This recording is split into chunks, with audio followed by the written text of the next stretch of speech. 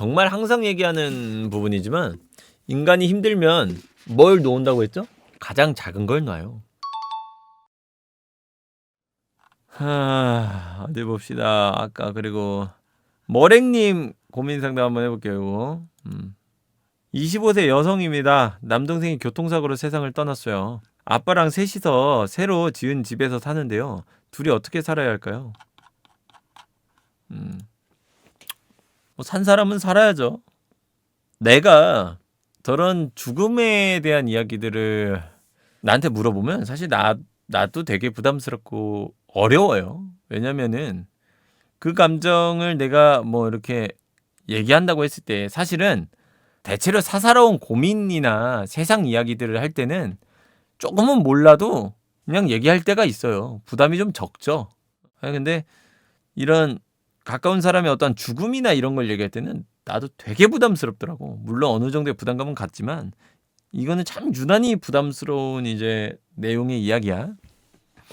근데 내가 이렇게 느끼기에는 죽음에 대한 것도 그렇고, 근데 이거는 죽음뿐만이 아니라 정말 많은 의미에서야 많은 힘듦과 많은 좌절, 많은 아픔에 대해서 통용되는 것 같아요. 시간을 버는 것이 되게 중요한 것 같아요. 나는 저 마음이 어느 정도는 이해가 돼요. 왜냐면 저는 어릴 때 부모님이 이혼해서 할머니 할아버지가 쭉 키워주셨어. 내가 처음으로 이사를 갔어. 내가 되게 좀 넓은 집으로 이사를 가고 할아버지가 와 내가 키운 손주가 큰 집으로 이사를 갔대. 그게 보고 싶어서 그거 오시려다가 교통사고가 나서 돌아가셨어. 그러니까 할아버지가 나한테는 아빠였단 말이죠. 근데 할아버지가 또 우리 집에 오다가 돌아가시니까 내가 너무 괴롭더라고. 도의적인 책임감도 막 느끼고 내가 꼭 할아버지를 내가 죽인 것 같기도 하고 막 가책도 막 느끼고 이러면서 너무 힘들더라고. 근데 결과적으로는 난 아무것도 안 했어. 뭔 소리냐면 특별히 한 게 없다는 거야. 할아버지를 잊기 위해서 혹은 할아버지를 뭔가 할아버지와의 아픔에서 벗어나기 위해서 막 그런 건 아무것도 안 했어. 그럼 난 뭘 했냐? 내 일만 했어. 이악 물고 일만 했어. 근데 이 일을 하면서도 그런 의문이 계속 들어. 진짜 나아질까? 정말 나아질까? 정말 잊을 수 있나? 정말 괜찮아지나? 이런 생각을 계속해. 그러면서도 그냥 난 내 일을 했어. 일하다가도 막 울고 그냥 가만히 있다가도 울고 자다가도 번뜩번뜩 깨서 울고 막 이래. 꿈에 할아버지 나오면 할아버지 막 부르다가 일어나 보면 막 울고 있고 막 자기 전에도 잠도 안 오고 잠도 못 자고 막 출근 일하고 막 하루 종일 눈물 범벅이고 이러면서도 그냥 할 건 했어. 그렇게 계속 하고 하니까 1년, 2년 정도 지나고 하니까 사라져. 그냥 저냥 사라지고 또 시간 지나니까 웃기도 하고 웃음도 나오기도 하고 또 그러다 보니까 또 이제 자연스럽게 할아버지 얘기가 나와도 얘기를 꺼낼 수 있게 되고 누군가들이 물었을 때 그냥 또 얘기할 수 있어지고 결과적으로는 시간을 버는 게 중요해요. 시간을 버는 게. 내가 그리고 그거를 느끼면서 그때 당시에 우리 할아버지도 과속하는 차에 박아서 돌아가셨어. 그 시골길 좁은 길에서 90km로 달리는 차에 그냥 부딪히셔갖고 한 번에 돌아가셨어요. 그 자리에서 즉사를 하셨는데 뭐 이렇게 살려보고 뭐 손 쓸 도리도 없었어. 근데 그때 당시에 그 사고를 낸 사람에 대한 처벌도 별로 크지 않고 이랬어. 근데 우리 할머니가 그냥 무너져 내리더라고. 우리 할머니가 보는 앞에서 할아버지가 땅 하고 돌아가신 거야. 할머니가 이제 뛰어가서 끌어안았는데 컬럭컬럭 하다가 피 토하고 그 자리에서 딱 돌아가신 거야. 그래서 할머니는 그게 정신적인 충격도 굉장히 컸나 봐요. 그러면서 이제 할머니가 엄청나게 힘들어 하더라고. 근데 할머니가 소송을 하고 싶다 이런 얘기를 하더라고. 나 이거 내가 인정을 못 하겠다. 저 정도 처벌받는 거 나 인정을 못 하겠다. 그래서 해라 하고 했어. 처벌을 받았는데 재심을 했는데도 결과가 크게 바뀌진 않았어. 근데 할머니가 다시 하고 싶다라고 얘기하더라고. 나 재소송하고 싶다 이거. 근데 그때 그 생각이 들더라고. 그걸 하는 동안은 할머니가 거기에 몰두를 해. 그 소송을 하는 동안은 소송에 할머니가 막 몰두를 하더라고. 할머니도 막 알아보고. 그때 내가 그 생각을 했어. 아, 좋아. 이거 내가 보기에는 소송 다시 해도 더 원하는 결과 안 나올 것 같았어. 근데 그때 그 생각이 들더라고. 할머니 해. 할머니 끝까지 해. 나 도와줄게. 나도 돈 벌면서 할머니한테 계속 돈을 줬어. 할머니 해. 소송해. 소송 비용 들면 해. 변호사비 써. 괜찮아 해. 더 해. 나도 할머니한테 거기에다가 돈 주면서도 그래 나도 여기에 몰두하자. 할머니가 괜찮아지면 좋아. 그러니까 나는 할머니가 이기라는 마음으로 준 게 아니라 할머니도 시간 벌으라고. 나아지는 시간 벌으라고. 결국에 시간 지나면 할머니도 괜찮아질 거야. 그러면 할머니도 할 때까지 해. 소송해라도 몰두해. 내가 계속 돈 줄게. 이런 마음으로 계속 나도 할머니한테 지원해줬고, 나도 내가 할아버지 돌아가신 것 때문에 날 키워준 할머니까지 져버릴 수는 없어. 우리 할머니만은 건강하고 행복했으면 좋겠어. 그냥 이 생각에 그래 할머니 행복해지기 위해서 내가 일한다 이 생각으로 이악 물고 나는 일하고 돈 벌어서 할머니 주고 이랬거든. 결국엔 그렇게 시간을 벌었어. 그러면 또 별거 아닌 똑같은 삶 속으로 들어가요. 아직 마무리 안 된 내 삶 속으로 걸어 들어가게 돼. 그러니까 지금 당장에 어떠한 큰 결정하지 마. 큰 결정은 오답이 될 만한 결정일 가능성이 높아요. 감정적일수록 원래 하던 걸 해야 돼. 결과적으로 나도 할아버지가 돌아가시고 뭔가를 하려고 할 때마다 주변에 이렇게 얘기하면 야 그거 하지 마 이런 얘기 많이 들었어. 그때는 왜 이거 하지 말라고 하지 이런 생각 들었어.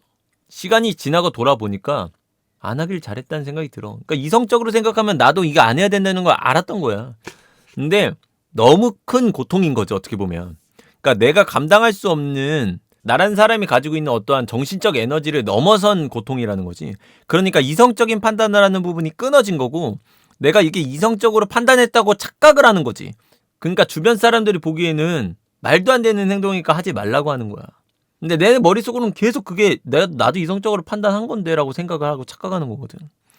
그래서 내가 보기엔 너무나 큰 고통이 찾아왔을 때일수록 그리고 너무나 큰 좌절감이나 너무나 큰 불행이 왔을 때는 매일 하던 걸 하려고 노력해야 되는 게 맞는 것 같아요. 내가 하루에 몇 끼를 먹었지? 2끼 먹었었지? 그럼 2끼를 챙겨 먹자. 내가 일을 출근할 때 몇 시에 일어나서 출근했지? 나 2시간 전에 일어나서 씻고 화장하고 나갔었지? 그러면 난 매일 2시간 전에 일어나야겠다. 내가 퇴근할 때 뭘 했지? 나 퇴근할 때 맥주 한 캔 마시는 거 좋아했는데 친구랑. 그럼 난 퇴근하고 친구한테 전화해서 맨날 맥주 한 캔 마시고 그래야겠다. 그러니까 평소에 원래 하던 거를 해야 돼요. 그냥 원래 하던 거를. 그 생각하고 사는 게 맞는 것 같아요. 난 할아버지 돌아가셨을 때 그걸 하려고 정말 많이 노력했어요. 내가 정말 항상 얘기하는 부분이지만 인간이 힘들면 뭘 놓은다고 했죠? 가장 작은 걸 놔요. 가장 당연한 것들을 놔.